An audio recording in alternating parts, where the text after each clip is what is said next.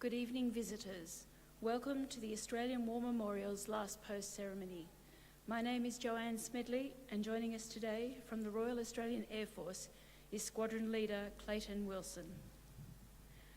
We are honoured to acknowledge Dr. Bruce D. Jett, Assistant Secretary of the Army, Acquisition, Logistics and Technology, US Army, Major General Anthony Rawlins, Acting Chief of Army Australia, and the accompanying delegation. We also welcome the representatives from RAAF 1 RTU course who are attending this evening's ceremony. We welcome the veterans who have served, those that are still serving, and the families that love and support them. We acknowledge the members of RSL and Services Clubs Association, RSL Victoria, and RSL Queensland who are watching the broadcast of this ceremony across Australia. During this evening's ceremony, wreaths will be laid at the base of the Pool of Reflection by visitors and students on behalf of the following school from Queensland, Mackay North State School. If you are able, please stand and join in the singing of the National Anthem.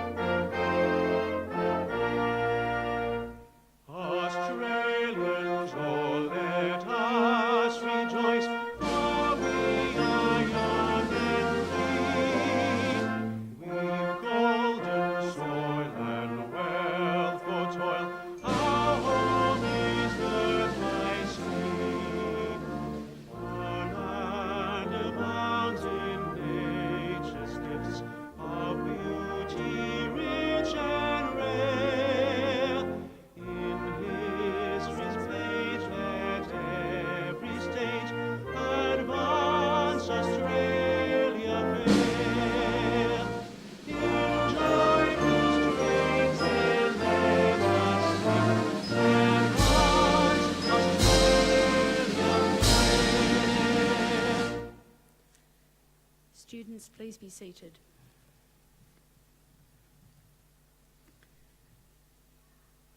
The Australian War Memorial was the vision of Charles Bean, Australia's First World War official historian.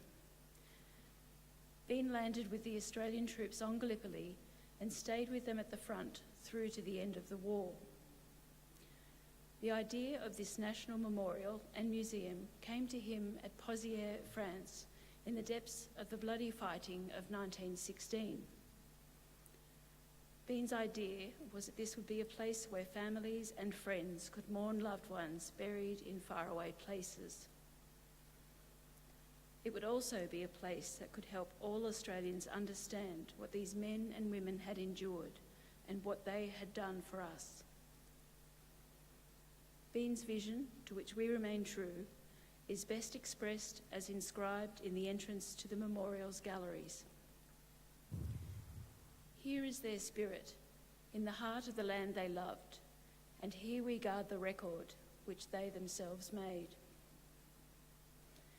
Tonight we will read the story behind just one of those on the Roll of Honour, which lists the names of more than 102,000 men and women who have given their lives for us in war and operations for more than a century.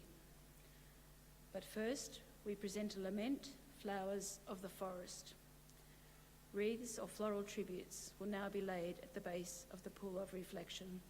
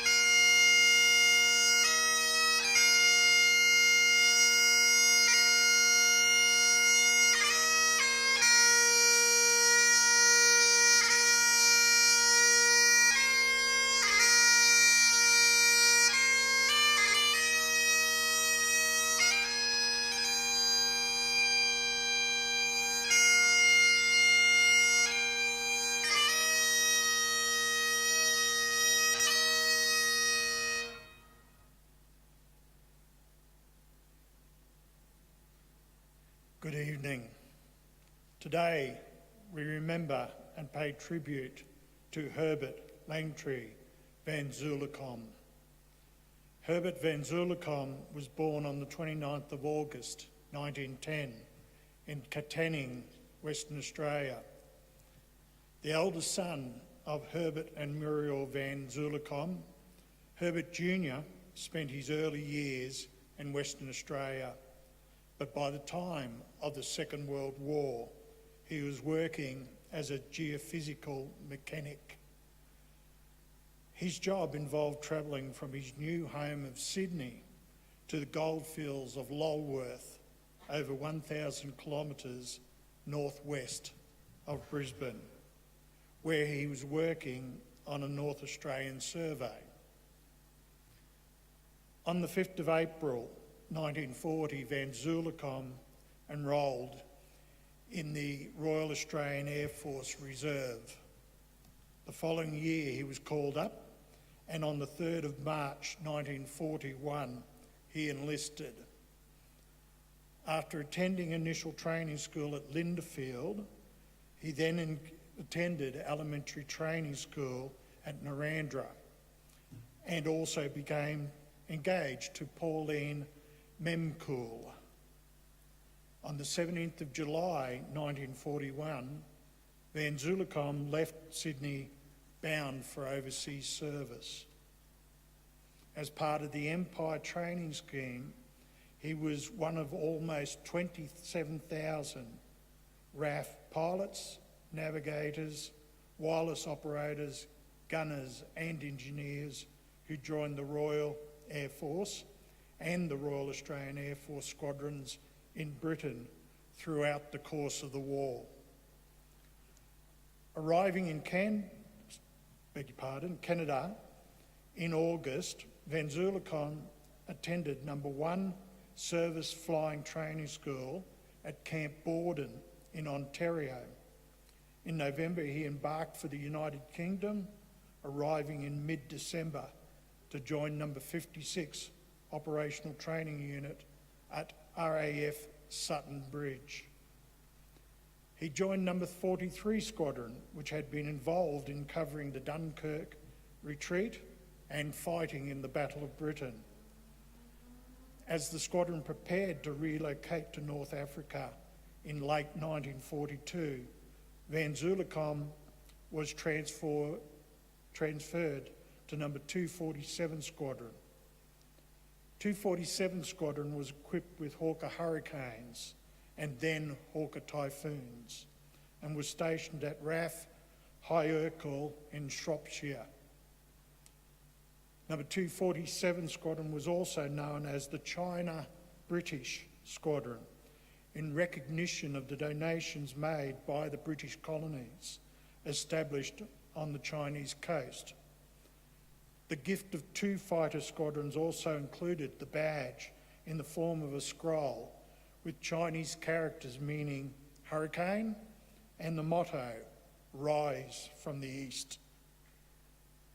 It was probably while serving in number 247 Squadron that Van Zuilecom married Beatrice, who was living in Middlesex at the Airman Hotel. Van Zuilecom was promoted to flying officer on the 18th of June 1943. 5 months later, on the 10th of November 1943, the bombs on his Typhoon fell off and exploded on takeoff, bringing his aircraft down in Church Farm in Lyminster and killing him instantly. Herbert Van Zuilecom was 33 years of age. His name is listed on the Roll of Honour on my left among almost 40,000 Australians who died while serving in World War II. This is but one of the many stories of service and sacrifice told here at the Australian War Memorial. We now remember Herbert Langtree Van Zuilecom, who gave his life for us, for our freedoms, and in the hope of a better world. Thank you.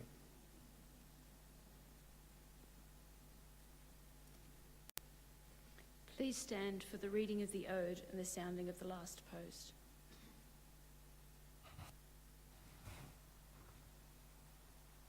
They shall not grow old, as we that are left grow old.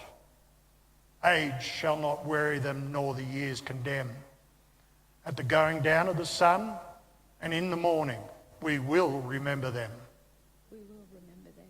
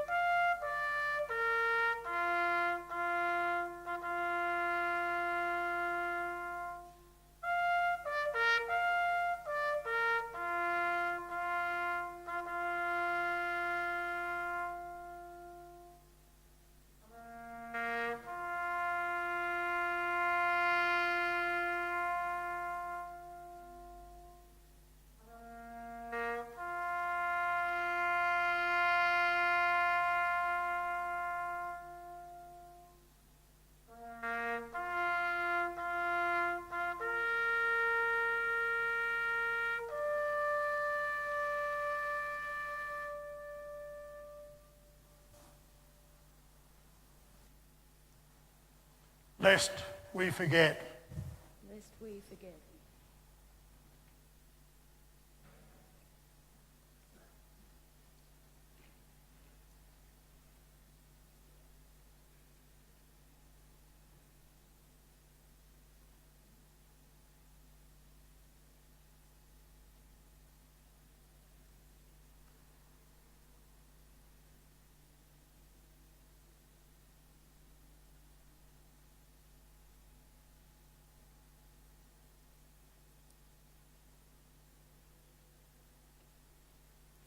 We leave you this evening with the words of the memorial's founder, Charles Bean. Many a man lying out there at Pozières or in the low scrub at Gallipoli, with his poor, tired senses barely working through the fever of his brain, has thought in his last moments, well, it's over. But in Australia, they will be proud of this. Ladies and gentlemen, girls and boys, that concludes the last post ceremony. We thank you for visiting the Australian War Memorial and wish you all a very good evening.